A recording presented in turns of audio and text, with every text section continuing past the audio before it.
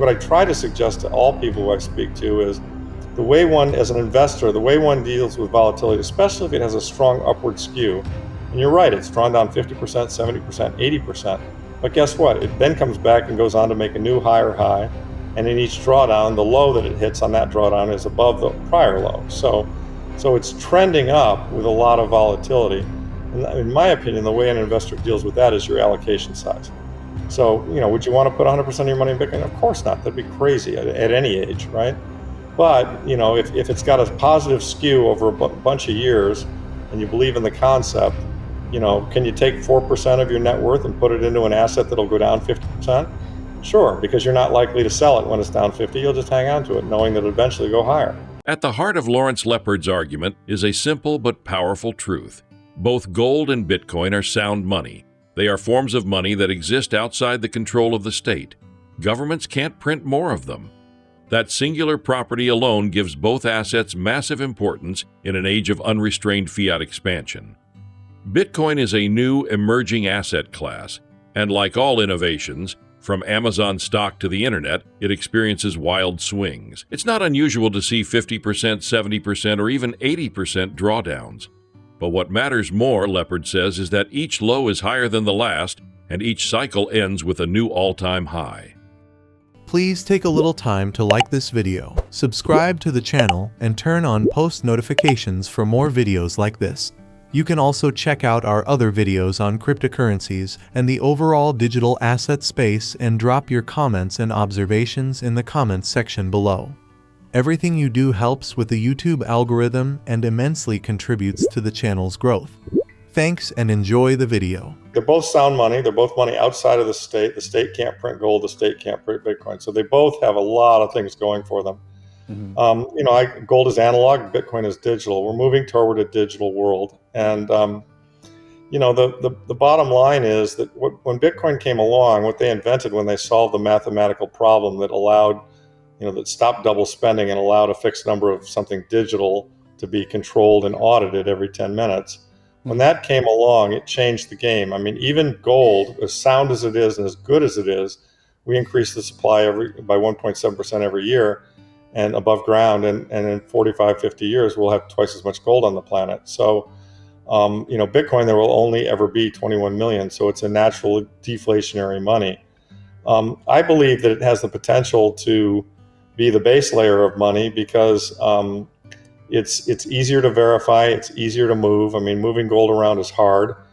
Verifying gold is not simple. There have been counterfeit gold bars, etc.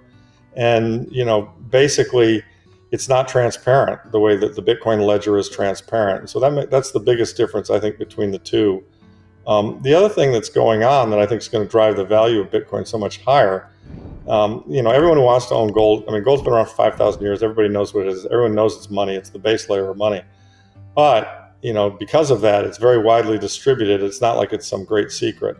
Yeah. Bitcoin is an emerging challenger to gold. I call it digital gold. I think it really does have the properties of gold. But it has some other properties as well, the transferability and the way you can see it on the ledger.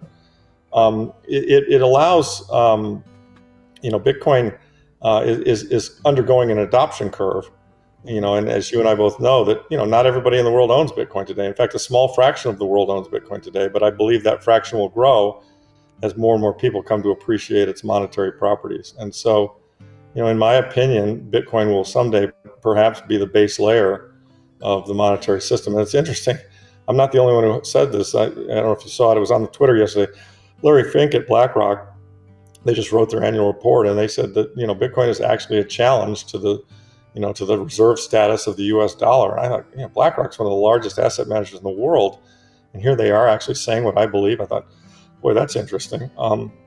And so, I think it's important. I really highly suggest people who are skeptical of Bitcoin that they read my book and try and understand the argument that I put behind it. I do believe it's the most asymmetric thing I've ever seen. And more importantly, I think that, a lot of the reasons it's been demonized have to do with kind of the crypto, Sam Bankman-Fried, arm waving, promoter, rug pullers in the whole crypto space. I mean, look, gold people are very sound-based people who tend to be quite conservative, and they don't fall for bullshit. And so, the average gold person, I think, and I count among, I have many average gold friends. when they look at Bitcoin, I know the reaction is, oh, that's all just arm waving and bullshit. And I say, well, it's a little more complicated than that, or it's a little subtler than that. All the crypto stuff, you're correct. You're dead ass right. It's rug pulls, arm waving, bullshit, fraud, Sam Bankman-Fried. But when the guys who invented Bitcoin, whether it's one guy or a bunch of guys, we don't know. But when Bitcoin got invented, what they did was they created absolute digital scarcity. And you might say, well, why does that matter? Well, it actually does, because it's provable, verifiable, provable, auditable, visible digital scarcity. So for the first time, really in the history of mankind, we actually have a form of money that will not be diluted. We've never had this before, ever. I mean, even gold gets diluted. So what they've got to understand is that it's very early days and it's emerging. And so on very good days, it's going to the moon and we can't stop it. And on very bad days, Bitcoin is dead. And, Amazon is up 218,000% since the day it went IPO, and yet it went down 50% on a regular basis. After 08, it went down 90%. And so when you've got something new, untested, emerging, unproven, you have emotions run high in both directions. We got to have it. Let's push the price way up. Oh my God, it's not working. There's a risk to it. Let's throw it the hell out. And so yes, it's highly volatile. And for a lot of my clients who don't like that volatility, I say, fine, stick with gold. You'll be fine. You'll be protected. But what I try to suggest to all people who I speak to is the way one, as an investor, the way one deals with volatility, especially if it has a strong upward skew. And you're right, it's drawn down 50%, 70%, 80%. But guess what? It then comes back and goes on to make a new higher high. And in each drawdown, the low that it hits on that drawdown is above the prior low. So it's trending up with a lot of volatility. And in my opinion, the way an investor deals with that is your allocation size. So, would you want to put 100% of your money in Bitcoin? Of course not. That'd be crazy at any age, right?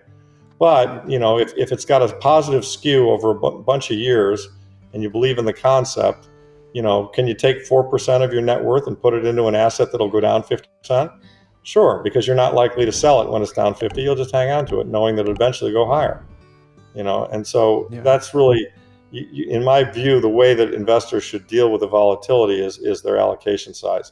They should put into it what they're comfortable having in an asset that they know can go up a lot more than gold, but they also recognize can draw down 50%, because gold has never drawn down 50% in a year or in a cycle. A big drawdown for gold is 20%, and that only occurred right after the 1980 bubble. So in general, gold is up. 65% of the time, gold is up up on the year, and then the other 1/3 when it's down, it's not down very much. In terms of market size, the opportunity is staggering. Lepard notes there's over $950 trillion in global wealth, split roughly between real estate and financial assets. The gold market, by contrast, is minuscule, about $12 trillion in total, with only $6-7 trillion truly liquid.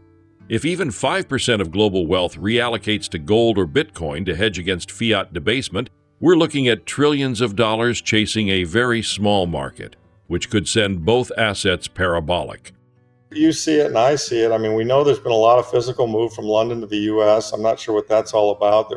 Recently, just this morning, there was announced a huge purchase of futures that look like they intend to take delivery on them. I mean, there appears to be a little bit of a scramble for gold. I mean, it appears like we're entering a gold bull market, and it's quote unquote on. Now, that doesn't mean we won't have drawbacks. Of course we will, but I think that what gold is very good at doing is sniffing out future monetary debasement. I mean, it did it in 2018. It started moving before COVID, and then COVID came along and it really moved. And so I think what gold knows is that the monetary system is broken, and that governments will sooner or later be forced into printing money, and it's just front running that move. I think these big buys, by the way, they could be governmentally driven, but I actually tend to think that if you look at it, Jeremy, there's about $950 billion in quote unquote wealth worldwide if you add real estate in there. So call 450 of that, bond, stocks, cash, art, all that kind of stuff. The other 450 is real estate. A lot of that wealth, I think, is kind of thinking, they're printing a lot of money. There seems to be inflation that might continue. Monetary debasement's a serious risk. Maybe I should own some gold. And the gold market, by comparison, is tiny. The total market cap is about $20 trillion, but really only about 10 of that's available, because the other 10 is either in a central bank or on a lady's neck, or in a museum. Mm-hmm. So it's actually less than 10. It's more like 6 or 7 is available for purchase. So 950 trillion in assets, a sound money market for gold of 6 or 7 trillion. Well, if only 5% of the 900 says, gosh, I want to protect myself, that's 45 trillion dollars. And, that's chasing a $7 trillion market. So what's that going to do? That's going to push that gold price up. Look, it does sound radical to people who've been steeped in the Keynesian lore of we need all these great wizards to tell us how to run our economy. But we really don't. I mean, if banks get overextended, they should fail. I mean, we should go back to the early 1800s, and earlier 1900s before the Fed, and the model we had, which was just capitalism. And there'll be banks that'll be very well managed and well run, and they'll have a lot of trust, and they won't need FDIC insurance. And if you want to run a risky bank and pay a higher rate of interest, fine, you're welcome to do it. But if you make a mistake, you're going to go bankrupt, and your depositors are going to suffer a loss. I mean, that's to have the government try to kind of quote unquote socialize the losses for all of us. It unfairly incentivizes people to do stupid shit, mm-hmm. and then we all pay for it.